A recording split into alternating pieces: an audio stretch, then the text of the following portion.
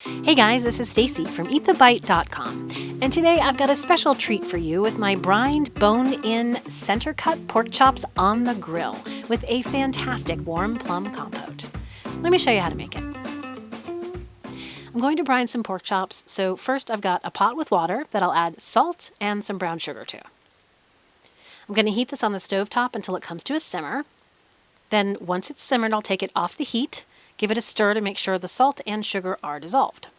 Then I'll add a little cold water to cool it down to about room temperature. You want it cooled down to room temperature before you add the pork, and it feels about right. I'm dropping in a few sprigs of rosemary here, which is optional. Then I'll give it a mix and set it aside. I have 6 bone-in center-cut pork chops that are about 1.5 inches to 1 3/4 inches thick. And since they were so big, I divided them into 2 gallon-sized slider bags.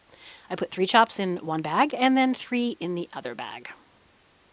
Then I took my room temperature brine and divided it between the 2 bags. Next, we'll slide the bags closed just enough to squeeze the air out of the bag like this. And we'll do the same with the other bag. Just squeeze the air out and seal it. After that, we'll put them in the fridge for about 3 to 4 hours, and I'll turn the bags over once about halfway through. While the pork is brining, I'm making a super easy plum compote. I'll slice around the plum to cut it in half. And the plum pulls apart pretty easily, just like this. Next, just scoop out the small pit and discard it. Once you've removed all the plum pits, we're going to slice the plums into wedges like you see here. This wedge size works well, and once this cooks down, the pieces will break down a bit into smaller chunks. I'm going to put everything in a pot with a little vanilla extract, some honey. Next I have star anise, and I'll add one of those to the pot. This is optional, but I think it adds a nice subtle flavor. After that, I'm going to add a little sugar and salt. Now it's time for some heat. I'm squeezing a little lemon into the pot as well, and I've got the heat set on high to start off. You're going to see that it starts to boil very quickly, and we're just going to give that a good mix around on high heat for about 5 minutes. And just after 5 minutes, this is about what it looks like. Then we'll turn the heat to low and let it simmer for about 20 to 25 minutes, stirring occasionally, until it looks like this. And now I'll set that aside to cool down a bit while I grill the pork chops. I drained the brine from the bags, and now I'm going to blot all the pork chops with paper towel before I head out to the grill. And I've had my grill heating for about 10 minutes. Once I went outside, I sprayed the grill with some non-stick spray, and I started adding the chops to the grill. These are big, thick chops, so I'll grill them with the lid closed for about 4 minutes on the first side. Then we're going to turn them over and let them cook another 4 minutes on the other side.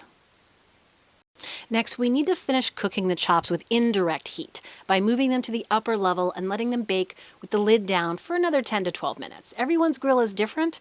When the internal temperature reaches 145 to 150 degrees, your pork chops are done. We're going to remove them from the grill and let them cool a few minutes. While that's happening, I chopped some fresh parsley for garnish. This is optional, but it's nice for presentation purposes. I transferred my pork chops to a platter with the plum compote in the middle. Next, I garnished my platter with some of that fresh parsley and a few rosemary sprigs as well. Let's take a look at our platter of brined pork chops on the grill with warm plum compote. Now it's time to get my plate ready so I can eat the bite. I'm spooning on some of that awesome plum compote. I'll give it a little parsley garnish and a sprig of rosemary for the top. Let's take a closer look. And now it's time to eat the bite. The plum compote is so sweet and tart and a wonderful complement to the brined pork. The brine gives the pork an incredible seasoning, as well as making it perfectly tender and juicy. You could eat the pork by itself if you don't have time to make the compote, but I'll tell you what, the compote is awesome. That's all for now, guys. I hope you give this one a try and enjoy it as much as I did.